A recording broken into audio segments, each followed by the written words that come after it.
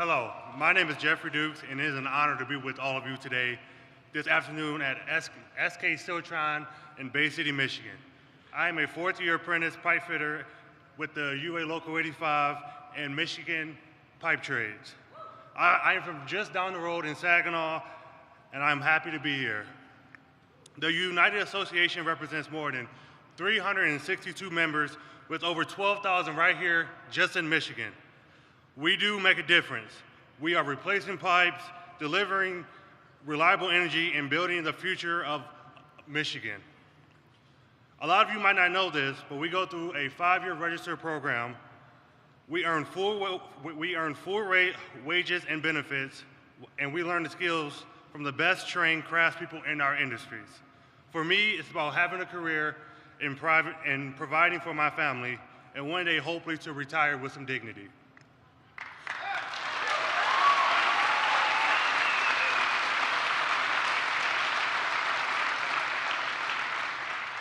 Through the union, we are also getting the training to build and maintain state-of-the-art facilities like this SK Siltron semiconductor plant. This plant matters to the people in this region. It's part of a comeback story. After a tough stretch and some tough years, we are seeing companies come back and invest across this region. That means jobs and opportunities. That means I'm playing a role in the technologies here, right in Michigan. President Biden has been committed since day one to fight for the working families of Michigan. And thanks to his leadership, American manufacturing is expanding like never before. There has truly never been a right time to be a UA member or a union member than right now.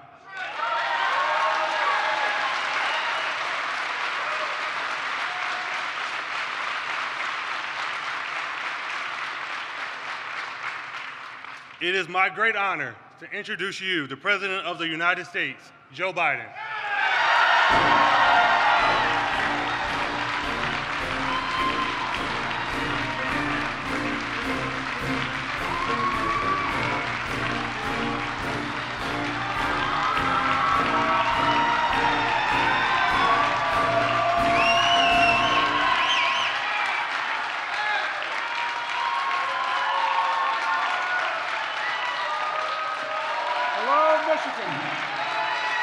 Hello, hello, hello, hello.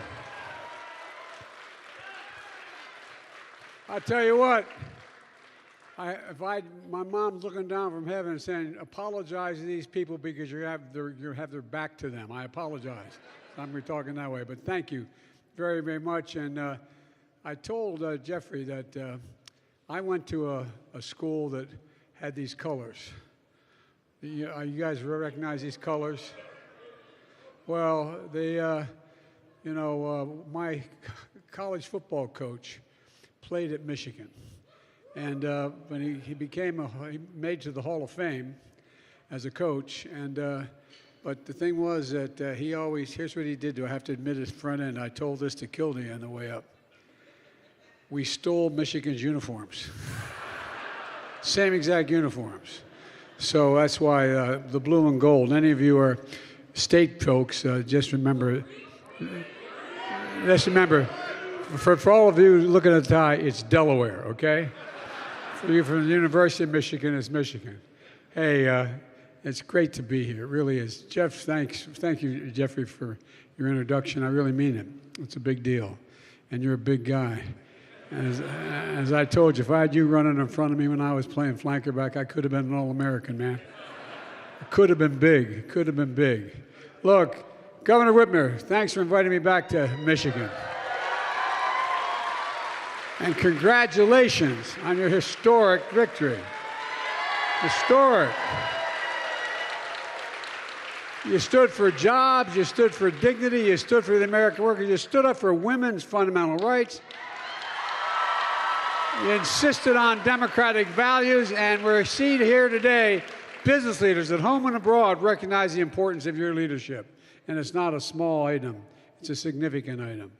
And Senator Debbie Stabenow and Gary Peters, both close friends, had to be in Washington today, but I want to say thanks to them because we wouldn't have got half the stuff we passed. And they're true leaders in the Senate and tireless fighters for the state of Michigan. Representative Dan Kildee, we rode up together. He's one of the most effective members of the United States Congress and a good friend. No, he really is.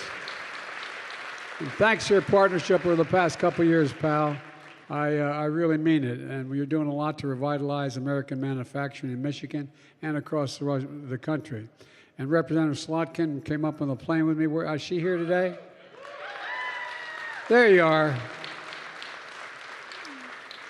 I love her. I'm very careful with her because she's former CIA, and I'm really worried. Yeah. Good to see you. Thanks for your work on so many important issues of the state and everything you do to support service, women and men, and our veterans all over the world. And all those issues that, as my dad used to say, we used to talk about at the kitchen table. They're the bread and butter issues, and you work like hell on all of them, and I appreciate it. And I also want to thank the leaders of SK Siltron, CSS, and I met with some of their folks as well in Korea. They're a first-rate operation, and they're going to create a lot of good-paying jobs here, Rev. They're going to do that pretty soon. I recently got back from a trip literally around the world. You know that around the world in 80 days? Well, I did it in 6. I started off in Egypt and ended up in Guam and coming on home. And we ended with a meeting in Indonesia with the G20, the 20 largest economies in the world. And it was clear in those meetings, and I mean this sincerely, that the rest of the world views the United States as better positioned than any other nation, any other major nation in the world, to lead the world economy in the 21st century. And that's not a joke. Here we have a strong sense of what all the leaders in the world look to us about. They see resilience in the American economy. And we're seeing that here at home as well with investments like we're going to talk about today. Together, with the help of your elected leaders here today, we had an extraordinary 2 years of progress. We passed the American Rescue Plan. Now, everybody knows it, but we did so much, no one knows the effects of it yet. They're just coming into play. What that little plan did with the billions of dollars we spent is it kept tens of thousands of cops, firefighters, teachers, first responders on the job in 50 states because they lost income because of the significant reduction in employment in those states. And it provided them the money to be able to keep everyone employed. We fully vaccinated. When I came to office, there were 2 million people vaccinated. We vaccinated 220 million people, saving thousands of lives. And we're rebuilding our infrastructure. And Governor, we're fixing the damn road. When I came and campaigned for the first time she ran for governor, she ran on the platform, fix the damn roads. What's stuck in my mind, I kept my promise. We're going to fix your damn roads in a big way to the tune of billions of dollars, bridges and airports as well. And we're low on prescription drug costs. Anybody, a senior citizen on Medicare, the fact is that it won't take effect till January 1st, but from that point on, you pay $35 for your insulin, not $400 a month for your insulin. And we're strengthening American manufacturing. We've created more jobs in the first 2 years of any presidency, 735,000 manufacturing jobs. Manufacturing jobs. And we're still counting. And Michigan will once again become the manufacturing hub of the nation. And that's not a joke. Because when I got to the United States Senate as a 29-year-old kid, I had to wait a couple days to be sworn in. But when I got there, this was one of the epicenters of manufacturing. And we're addressing the climate crisis as well. The climate plan we just passed is going to reduce emissions by 1 billion metric tons by 2030. And because of our policies, gas prices are coming down. And what's most exciting about it, people are starting to feel a sense of optimism and the impact of these legislative achievements in their own lives. It's going to accelerate in the months ahead, and so many things you're going to find out what we've already done that we haven't been able to actually implement yet. We're in the process of doing it. And it's part of a broader story about the economy we were building that works for everybody. You know, one that grows from the bottom up and the middle out, not from the top down. When it grows from the bottom up and the middle out, the wealthy do very well. They don't get hurt at all. But poor folks get a shot, a ladder up, and middle-class folks get a shot, as my dad would say, just have a little breathing room, And that positions America to win the economic competition of the 21st century. My dad used to have an expression, and I mean it sincerely. Matter of fact, it was quoted to me today by one of the congressmen. He used to say, Joey, a job is about a lot more than a paycheck. It's about your dignity. It's about your place in your community. Literally, not a joke, think about it. It's about being able to look your child in the eye and say, honey, it's going to be okay. That's what a job should be about. And thousands of Michiganders are going to be able to look their child in the eye and say, honey, it's going to be okay. It's going to be okay.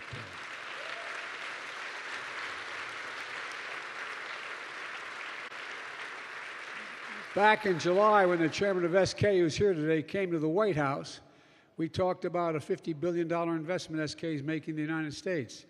At the time, they wouldn't let me come down from the third floor because I was exposed to COVID. I didn't have it yet, but they were worried about me exposing other people. And so, as he said, it was like Alice in Wonderland. I'm up on the third floor in that balcony and waving to the chairman of SK saying, you are coming, aren't you? You are coming, aren't you?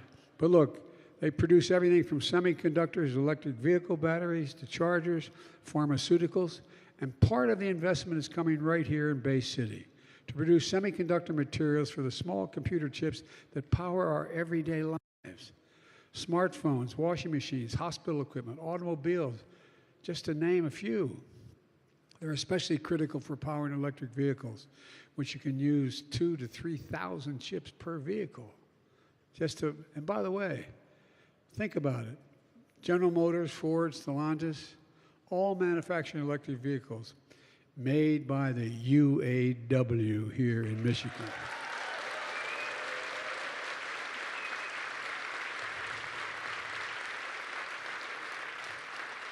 And by the way, if we can hold for a second, the person introduced me. Everybody thinks, because I've been so pro-union my whole career, and I talked about this with SK in Korea and here. You're the best workers in the world. You're the most, I'm not being nice. You're the most qualified workers in the world. What most people don't know, this man here did not 4 years of college, 5 years learning his trade. 5 years working at it. They're the best in the world. I mean it. Most people don't know it.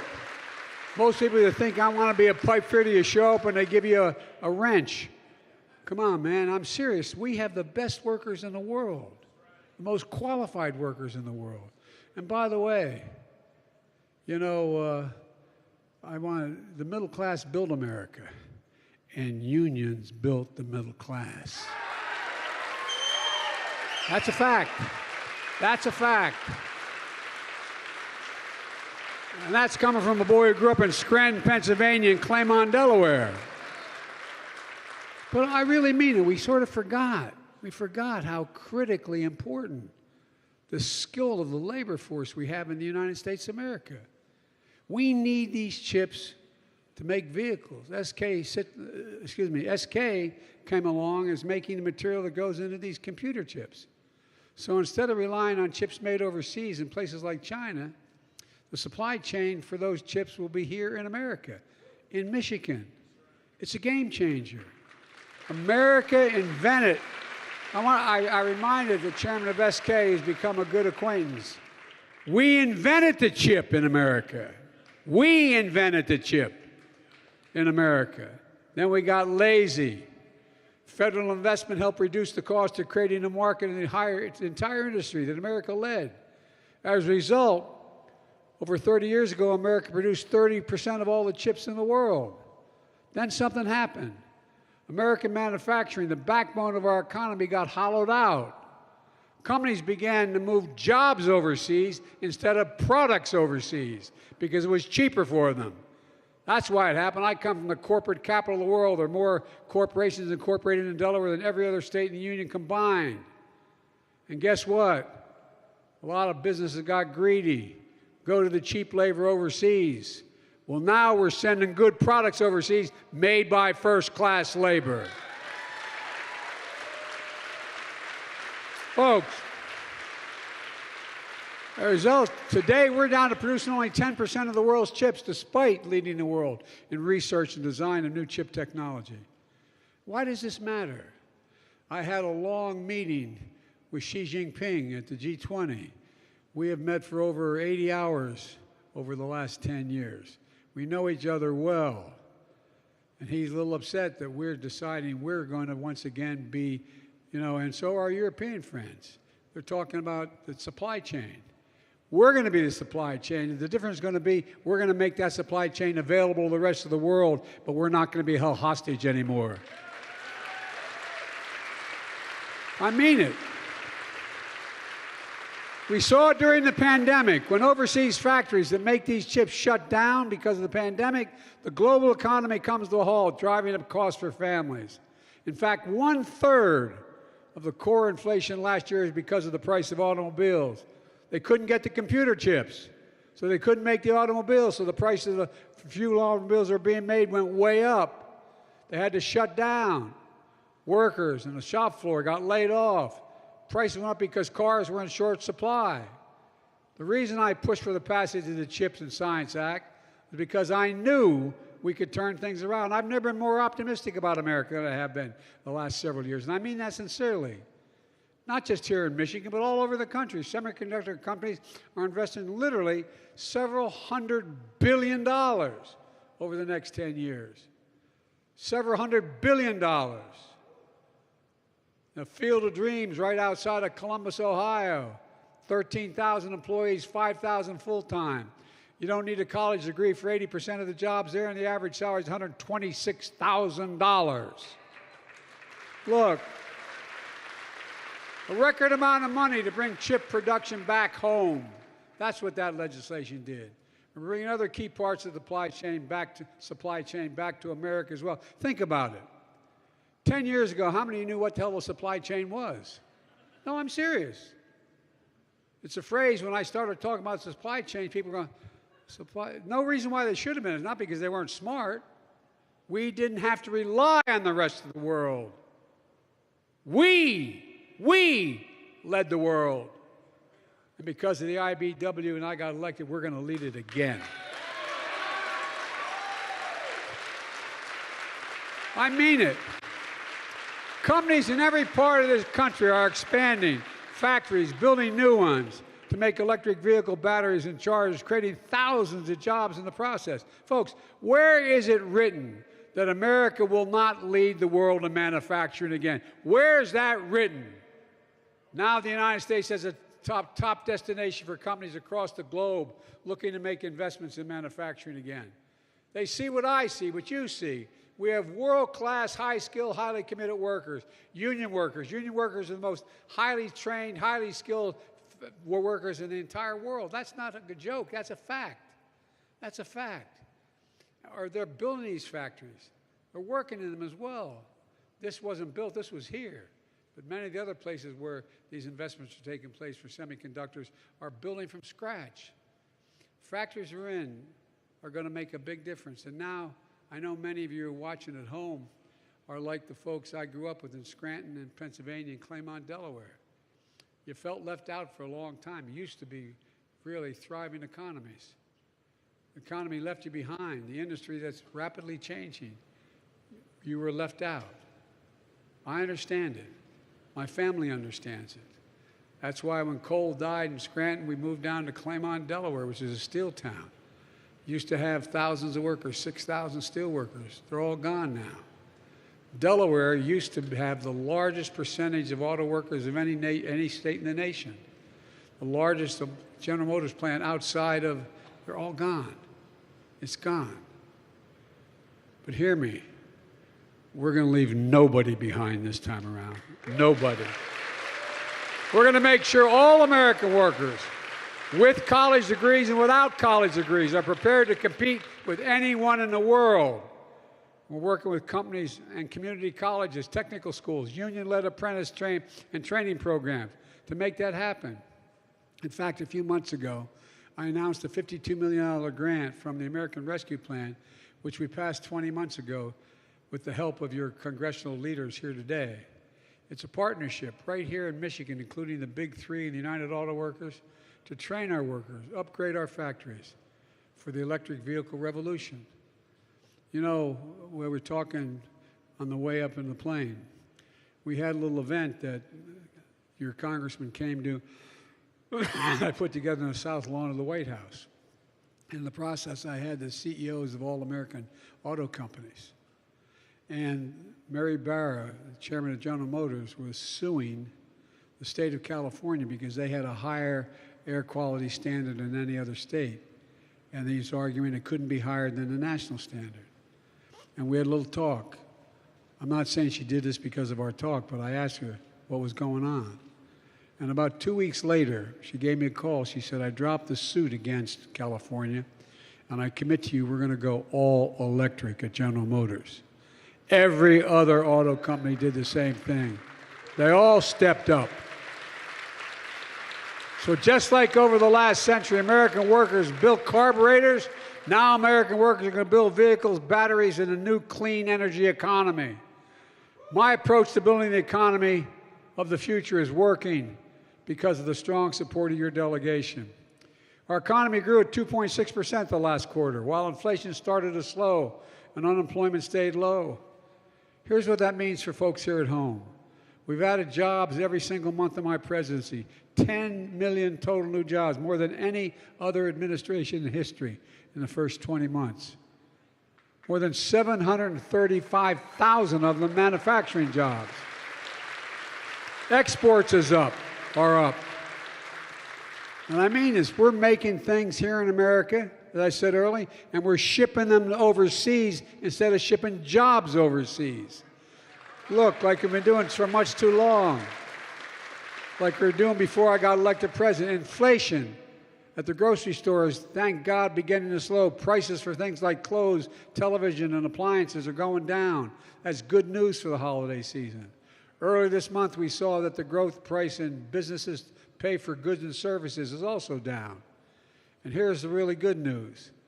They're not down enough in Michigan, but gas prices are down back to where they were before Russia invaded Ukraine. They've dropped $1.50 from their peak this summer, and in Michigan, they dropped $1.60 from the peak this summer. If you're a Michigan family with 2 cars, you're saving an average of $170 a month compared to what you were paying in the summer. That's real money. And across the country, the common price at the pump is $2.99 a gallon. It's much higher here. And the prices continue to go down. This isn't accidental. We've been on this for months. Remember, I got criticized in the face of Putin using energy as a weapon.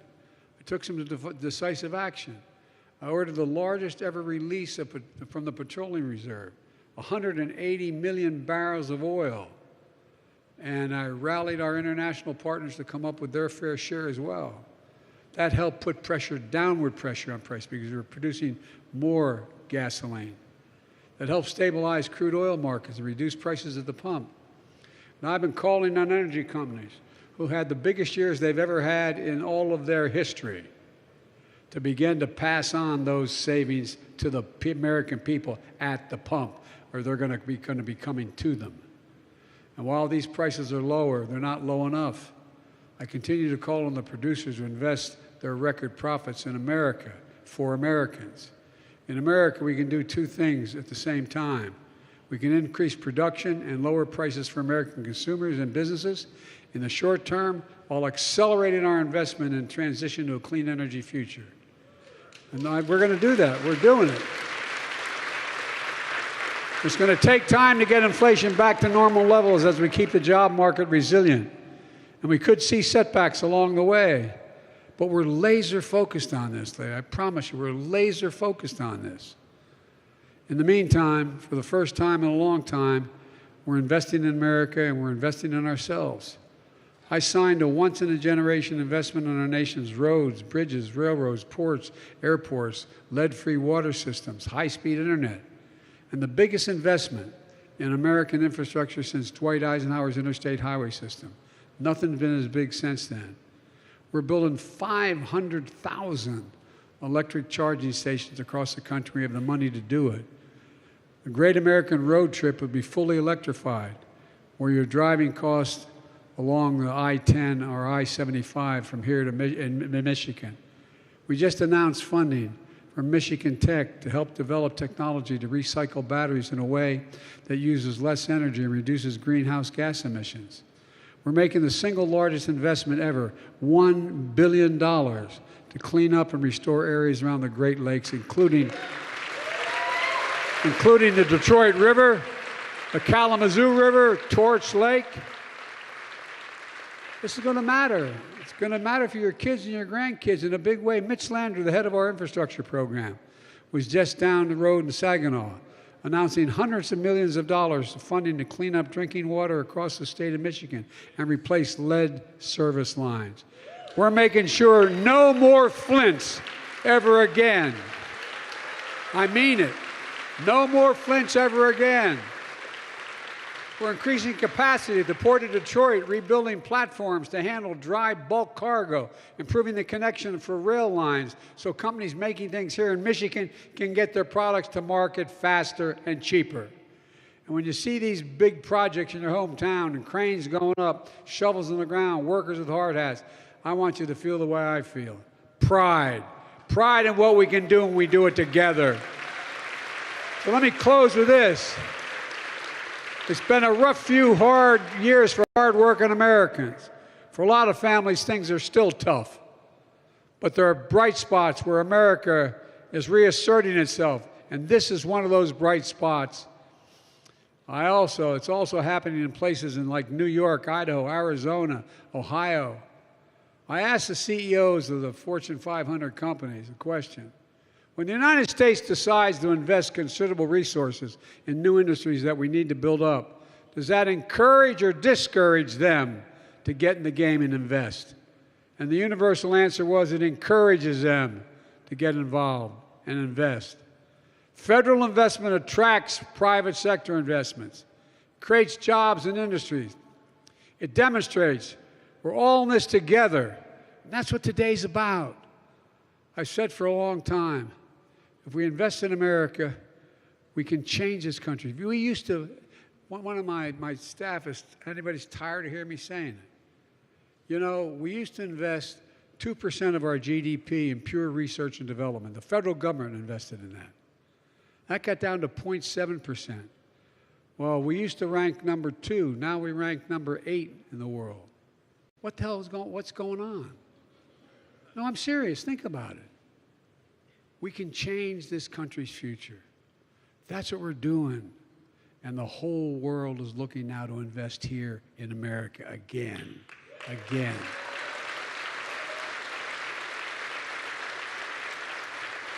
I've been determined to make things in this country again, to build American manufacturing capacity, and to make sure that we're never again in a position where we were during the pandemic. Some folks didn't believe we could do it. But I made no bones about it. I've never been more optimistic about America's future than I am today. We're building a better America. We just have to keep it going. I know we can. We're proving it's never been a good bet. It's never, ever, ever been a good bet to bet against America. Never, never, never. I mean it. It's never been. We're the only country in the world that every crisis we've come into, we've come out stronger than we went in. Because it's who we are. We just need to remember who the hell we are. We're the United States of America. And there's nothing we can't do if we do it together. So let's keep this going. God bless you all, and may God protect our troops. Thank you, thank you, thank you, thank you.